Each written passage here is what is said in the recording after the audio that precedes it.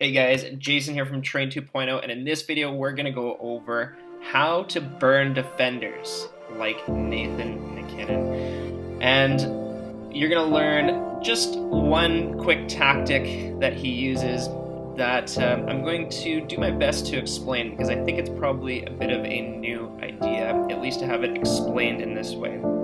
Now, just so you know, I'm Jason Yee.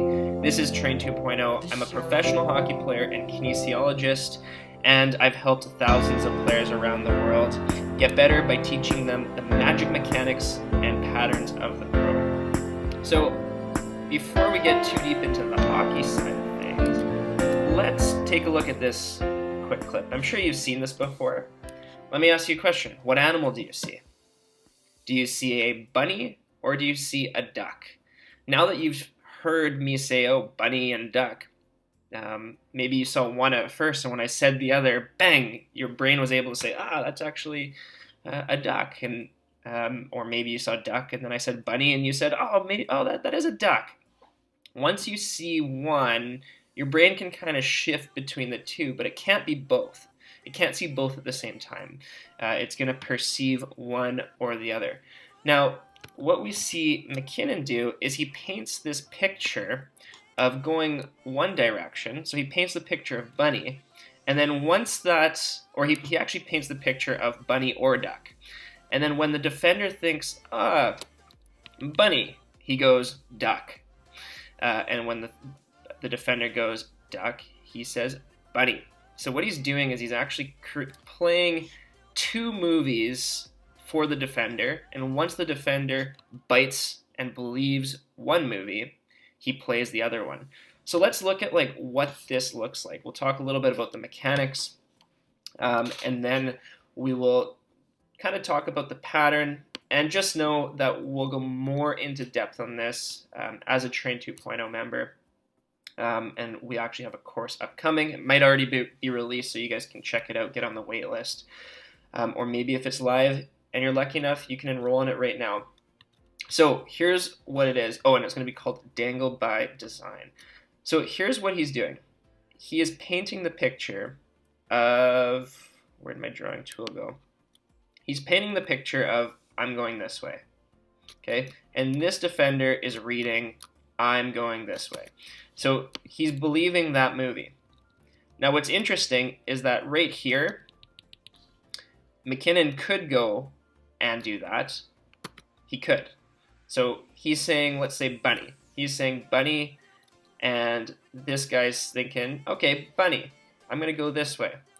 But then what McKinnon does is, because his mechanics are so sound, he says, oh, nope, I'm doing duck.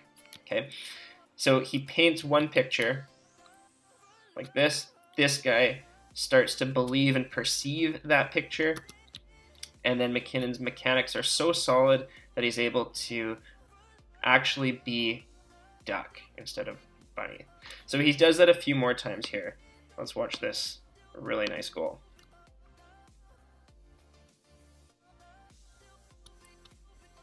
So really similar idea. He picks it up, and his root says, I'm going this way. So when you're reading this, you're saying, oh, it kind of looks like he's going this way. That's what the defender's thinking too. But because his mechanics are so strong, as soon as this guy bites on this particular movie, McKinnon heads back this way. So the reason that I am kind of giving you guys this perspective, kind of the psychological perspective, is so that you have a better understanding of what's happening in a defender's brain when McKinnon is effectively dangling. And I'm hoping that this analogy makes it easier for you to go ahead and apply these principles. Let's talk really briefly about the mechanics he's using. Particularly, you guys have probably heard me say this lots, that the best players push from the heels, not from their toes. Of course, there's the illusion, you guys can maybe see really in close here, there's the illusion that he's pushing from the toes because the toe is the last thing off the ice. But really, in order to have this level of control, the force has to be coming from the heels, right? You can see the knee forward position here. The ankles flexed, meaning that the ankles are nice and loose. So he's able to push through the heel here. Okay, and most of that force comes from the heel, and then the last little push off is through the toe. So the first thing is he's got that heel pressure. The second thing is that every time he's stepping, this isn't a straight ahead step, right? This is why pushing doesn't work. This is why power skating push coaches do not work. I've talked about this many times. You can see the McDavid full presentation where I talk about riding on a rail, where instead of pushing, this is actually more like a C cut. So watch this right foot, and I'll get another angle for you in a second. It looks like a stride, but it's actually a C cut. Okay, we'll see if we can back that up and you can see again. This stride right here looks like a stride, but it's actually a C cut.